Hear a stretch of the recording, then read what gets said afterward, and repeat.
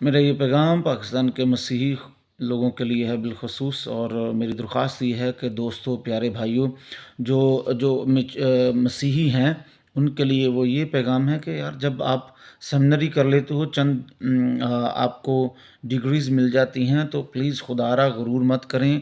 आपके गुरूर की वजह से आपकी ज़िंदगी में स्पिरिचुअल जो खुदा की बरक़ात हैं, वो गिफ्ट्स जो हैं, वो एक्टिवेट नहीं होते।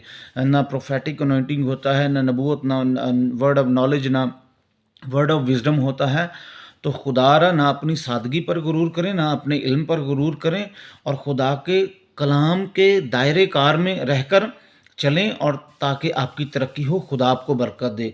अगर आप इन चीज़ों को नहीं अपनाएंगे तो वो खुदा की कुदरत काम नहीं करेगी, और आप साल हर साल ज़ाया कर देंगे अपनी ज़िंदगी के यही शेखी बिगाड़ते हुए कि मैं बड़ा पढ़िया लिखा, मैं उतो सैमिनरी की थी, इत्थे सैमिनरी की थी। कई लोग अपनी सादगी पर गुरूर करते हैं, कई लोग अपनी गुर्बत पर गुरूर करते हैं, कई आप लोग अपनी अमीरत पर।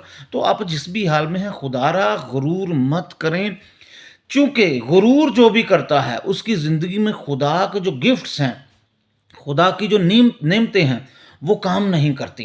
उनकी ज़िंदगी में रूह के फल नहीं नज़र आएंगे, कि जो फल हैं खुदा के रूहुल कुद्स के जो फल हैं, जो गलतियों 5 बाब और उसकी 22-23 आयत में जो दर्ज है, वो चीज़ें नज़र नहीं आती। जो फिर नेमतें हैं, पहला कुरिन्थियों 12 बाब और उसकी 8 से 10 आयत को जब आप पढ़ते हैं, तो वहाँ पर जो ये सारी लिखी हैं चीज़ें, इन चैप्टर्स में जो लिखी हैं, वो हमें नहीं मिलती उनकी ज़िंदगी में।